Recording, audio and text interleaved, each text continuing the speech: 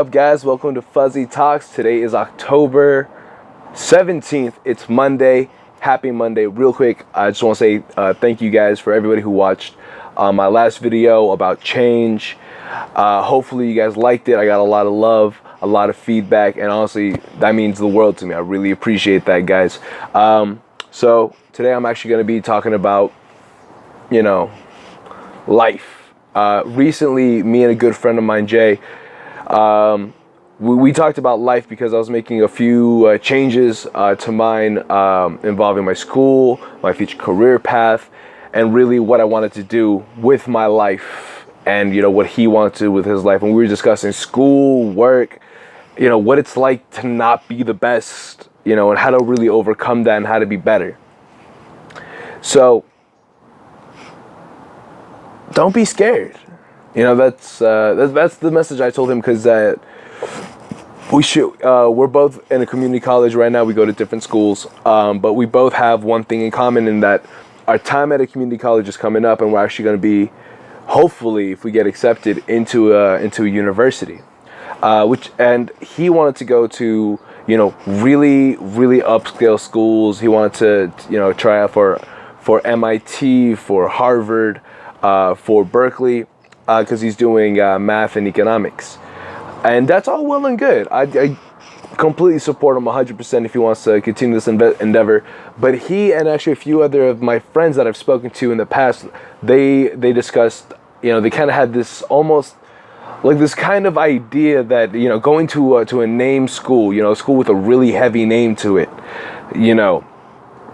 is going to really change their lives. I'm not saying that it won't. It very well might. But their idea was kind of like, they kind of almost looked down at other schools, for example, like San Bernardino or CSULB, these regular state universities, CSUs and UCs, that was, that kind of not necessarily bothered me, but I didn't like the message that was going out. So I'm going to talk to you guys real quick about that. There's no such thing, and I'm going to say this again, there is no such thing as a bad school. Whatever school you get into, so long as you're studying what you want to study, learning what you want to learn, being around people that you want to be around, nothing's more worth it. And the reason I say that is, in all honesty, all schools will do the same thing, and that's teach you the material that are in the textbooks. Now, my friend's argument to that was, oh, well, you know what, these professors, they've got all these PhDs, they're masters in their field, and, they're going to give you a new insight. But here's the thing, all of their work has already been published. If you really wanted to learn that thing, you could just go pick up their textbook and read it yourself, because that's all they're going to teach you. Being a teacher, what you're really doing is you're just taking information and regurgitating back into the students. Hopefully you influence one or two of them out of a class out of 150, and they go on to continue your search for an answer to a question that that maybe you couldn't solve, or you picked up and you got further along and they got further along, and so on and so forth, which is a great endeavor. But in all honesty, you could do the same thing at any school. So there's really no such thing as a bad school. But then you might say, well, what about when I get out of school and I'm trying to go get for a job, and this guy, I'm going against, I come here from San Bernardino, and I'm going against some guy from fucking Harvard.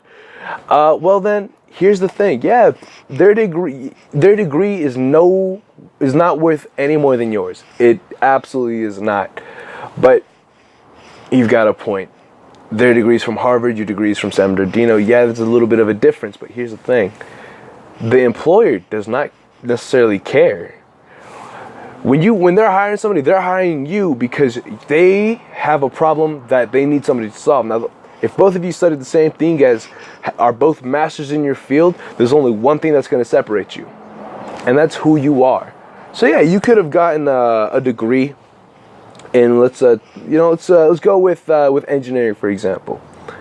So you go to MIT for engineering, or you go to,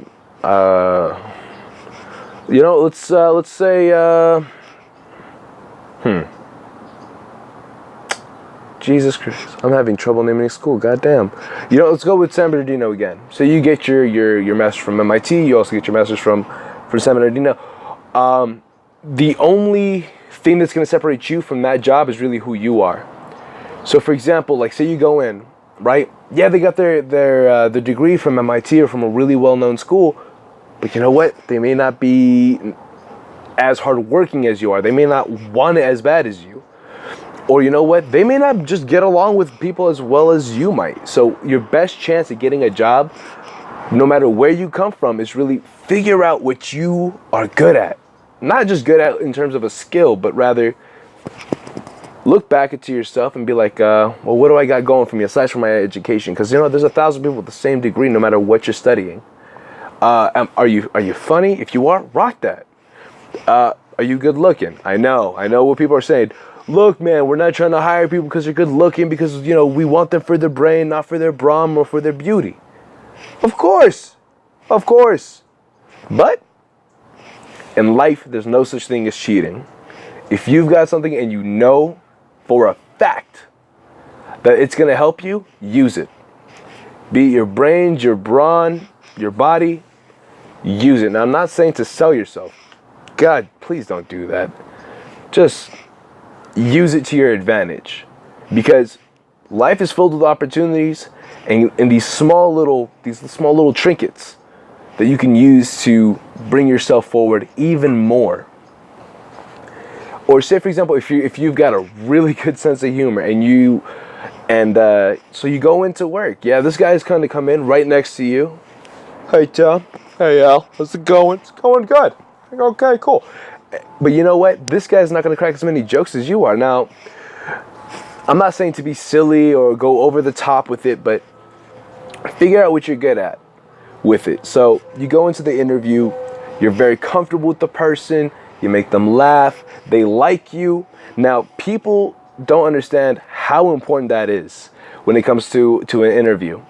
It's when they're hiring people, almost all the candidates that they took in, that they brought in for the interview, are all qualified for the position. Now what they're looking for is, who are they going to get along with the most? Who is this person? How are they going to get along with the rest of their team? Are they going to be a problem with somebody that's already on the team? Are they going to be a team leader? Are they going to fight for the lead? What's going to happen with this person? How is their chemistry with everybody else? So if you're a relatively easygoing guy, use that to your advantage. If you're very, I get things done quick and I get them efficient, use that. You know, if you've got that degree from MIT, use it. Let them know, hey, look, I busted my ass to go to this school. I got this grade.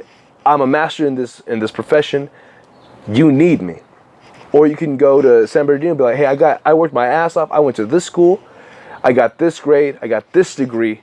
And quite frankly, I can do this job. And on top of that, I will get along with everybody.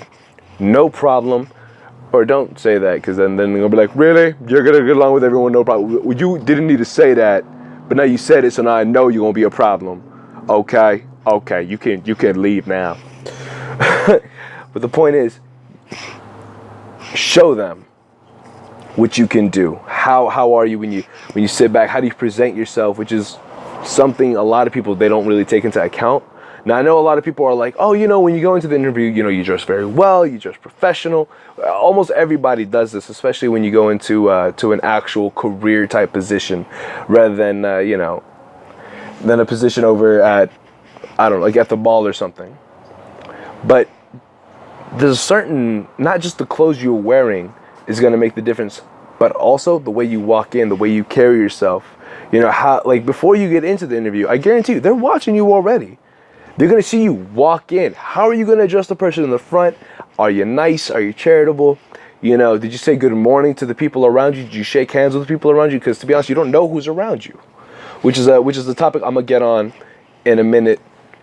So yeah, when it comes to getting that job, you just go in, you show them what you're made of, what makes you stand out, what makes, you sell yourself. Let them know, like, hey, you should get me because I'm going to do this, I'm good with this, I'm great with that. Yeah, I have shortcomings in this, but I could rock this. Or if you've got that degree, rock that degree, sell that degree. Doesn't matter. As long as you let them know what makes you stand apart. Because if everybody has the same education level, same relative intelligence, then you got to figure out what are you good at. And honestly, I know so many people who are truly, truly amazing and beautiful people, but they don't even know. You know, yeah, you can tell them 1,000 times, look, you're beautiful, you're smart, you're loyal. Buy yourself a house, buy your mama a house, your grandmama, your sister. Doesn't matter how much you say, as long as it doesn't matter until they believe it themselves. Now, what I just said earlier about saying hello to the people around you. Now, I know there's a lot of people who are going to say, well, I'm socially shy, I'm really awkward, I don't really like people, and that is going to hurt you. I know sometimes it's a little bit difficult to say hi to people, especially when you don't really want to, but you absolutely got to. Now, I know what people are saying, I don't need these people, I'm going to do it by myself. All respect to you. Seriously, all the power to you. But let me tell you this, when you're 30, 40 years old, right, and you had this opportunity when you were in school, when you're at these other jobs to make these, not you can call them friends, you can call them connections, you can call them acquaintances, but the important thing is you call them, right? So now you have these people who are going to go about their lives and their career paths, and you know, maybe 10, 15 years down the line, you're looking for a different career. Well, that guy you met 10 years ago at a job interview, yeah, you may not have gone like perfectly along with the guy, but you know what? You guys aren't enemies, you know each other, you know? So now you can call him up, be like, hey, what are you doing? They're doing something that you want to get into. Boom, you got your foot in the door. You've got something that you can go do. So when you guys are in school or you're at your job or everyday life, say what's up. Network with people, especially with different career paths than yourself, because you never know what's going to happen tomorrow. Say one day you're working at a Fortune 500 company in their marketing team, and just one day you just realize this, you hate it. You've been doing it forever, and it's not fulfilling you. And say you want to get into making YouTube videos. You had a coworker that started doing that, and he's really making it big there. So what are you gonna do? You're gonna call that dude up. You're gonna be like, hey, what's up? Hey, how's it going? How you been? Da da da da da. I see what you're doing. I'd love to help you. You got your foot in the door, and you know what? You made an opportunity like that.